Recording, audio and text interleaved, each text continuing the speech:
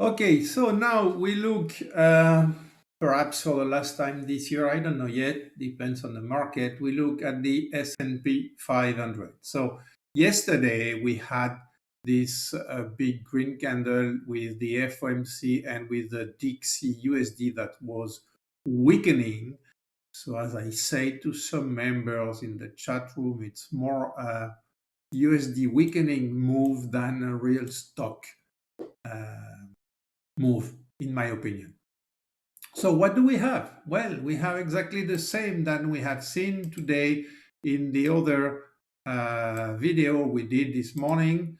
We have this kind of double top that we can see here, right on this inside fib, which is a 88.6 inside fib. So that was the top here.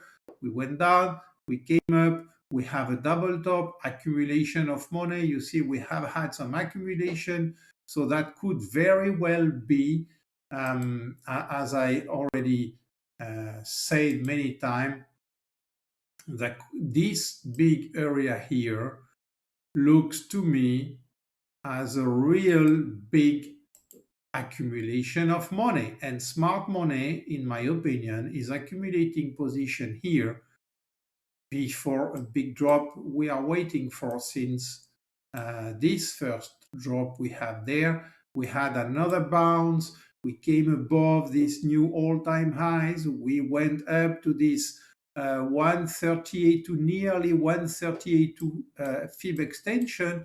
That's what I was looking for 4,750. We didn't see it really, but now we are there, and we are really looking like we have this big accumulation. What would be wonderful, in my opinion, would be a small spike up just to take the last stops that are just holding there. I went short this morning here because of the setups. That was a bearish setup and the double top, I call it on Twitter and in the chat room. So I am already short here. I think that's a big trap that is getting ready. Everybody wants to play the Christmas rally like we have seen several years, but not always. So I think we can see exactly a big trap there with people playing the forever Christmas rally that could not happen and just see perhaps nothing else. That could be the top of the year. Or we could see a little bit of spike above to take the last stop to make everybody scared about being short before we would see a bigger drop. So that's what I'm looking for. And the final level, you already know, we have this final bottom in this area at 3,525. So that would be the target of this move, with the first big stop at 4,039. But we are not there yet. So when that will happen, we don't know. So that's why each time I can, I am short stock, S&P 500 or NASDAQ, but I trade more the S&P 500. And we'll see what we get today. If we see a start of a move lower, and that would be very current today or next week to see something like this, we stop going down, USD going down, which would spread some confusion on the market, because usually when we see big stock moves down, we would expect USD to go up because that is liberating some cash on the market. But we don't know what we will see. So I'm short there on the stop. I will short on the next level if and when we would see them. Let me take off this accumulation thing.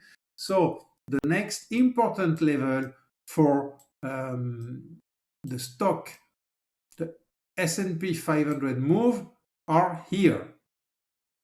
So we have this level there. We have the 4,750, then 64, 70 to 76, 79 to 76 here, 96, 4,811, blah, blah, blah. You have everything there. And if one day we would see that one here, it would be a monster short at 4,916. But for now, I'm not expecting that move happening now. If it would, that would be really great. But of course, we will get short on each of those levels whenever we get a setup and a price going at the level.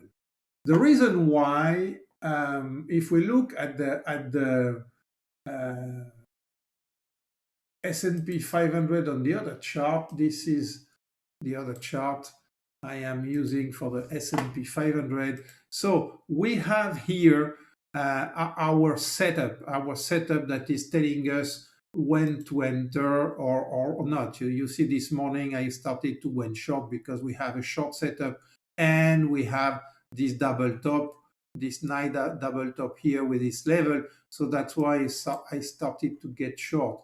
But if we look on the bigger time frame, you see we had this dynamic divergence, very big dynamic divergence on the price 6, which is not happening so much.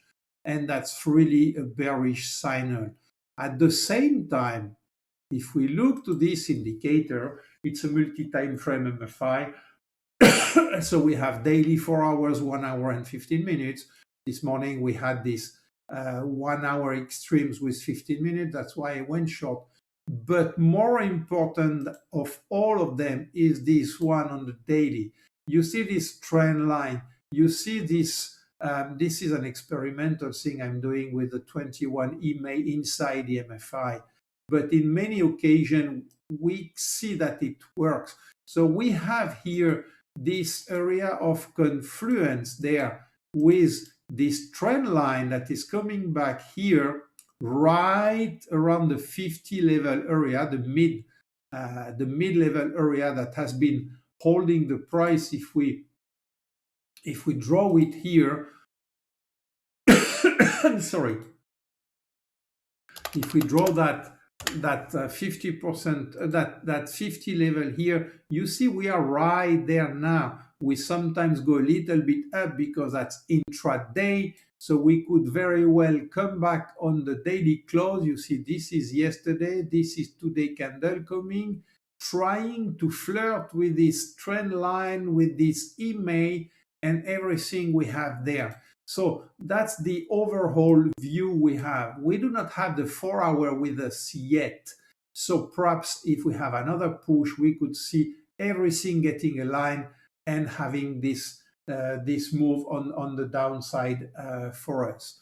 Of course, the fact that Dixie is looking a little bit weak should not help that. But as I said, it can be just a way to confuse a little bit the market, as market makers like to do before getting a move.